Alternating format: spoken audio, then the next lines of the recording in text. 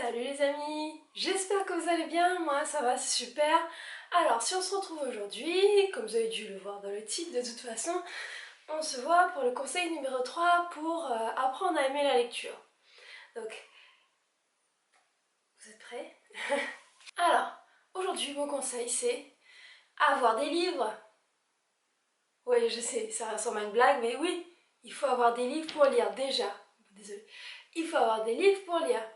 Donc ce que je vous dis, c'est pas juste d'avoir un livre, d'avoir deux livres, c'est d'en avoir plusieurs, d'en avoir plein. Un conseil m'a été donné un jour, c'est acheter des livres. Quand on disait ça, on s'est dit oui, d'accord, et après? Et en fait, c'était un prof qui nous avait dit ça quand j'étais en formation. Il me disait achetez des livres parce que vous n'êtes pas obligé de le lire aujourd'hui, demain ou machin. Achetez-les, mettez-les dans votre bibliothèque et un jour vous aurez l'inspiration et vous prendrez ce livre et vous découvrirez quelque chose. Et donc l'idée c'était d'avoir des livres, suffisamment de livres pour se laisser porter. Et c'est ce que je fais moi aujourd'hui. Donc je vous donne mes conseils à moi et mes astuces à moi, c'est que bon, souvent grâce à la brocante ou grâce à des occasions, j'arrive à accumuler pas mal de livres et ça me permet au fur et à mesure de trouver des pépites, réellement. C'est-à-dire qu'il y a des livres que de moi-même, si j'étais allée en magasin au vu des prix des livres, j'aurais pas acheté. Je serais passée à côté, il y a des auteurs que j'aurais pas découverts. Et en ayant acheté plein de trucs, en ayant récupéré aussi, je récupérais pas mal de livres de gens qui partaient, qui étaient, voilà, qui devaient laisser leurs livres. Et de ce fait, j'ai pu découvrir des auteurs géniaux, des livres fantastiques. Et c'est parce que j'avais un peu cette collectionnite où je prenais les livres même si j'avais pas d'intérêt au départ, même si ça me disait pas grand chose.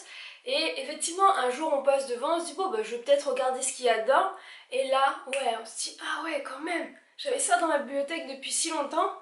Donc après le temps, peu importe quoi, qu'on prenne un an à le lire, 2 ans, 3 ans, on le lit un jour.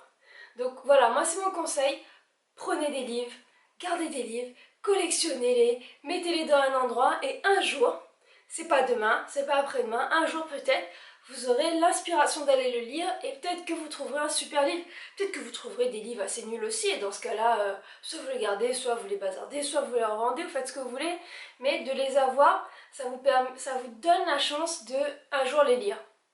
Donc moi c'est ça mon conseil, c'est n'hésitez pas à avoir des livres, même des livres qui vous intéressent pas au jour J, peut-être qu'ils vous intéresseront plus tard. Donc c'est comme ça que moi j'ai découvert Cécilia Ahern, Gavalda, Jean-Louis Fournier, Nick Hornby. Enfin c'est des auteurs que j'avais aucune idée de ce qu'ils écrivaient, j'avais aucune idée du style littéraire. Et c'est en prenant comme ça au hasard des livres que je les ai découverts et que franchement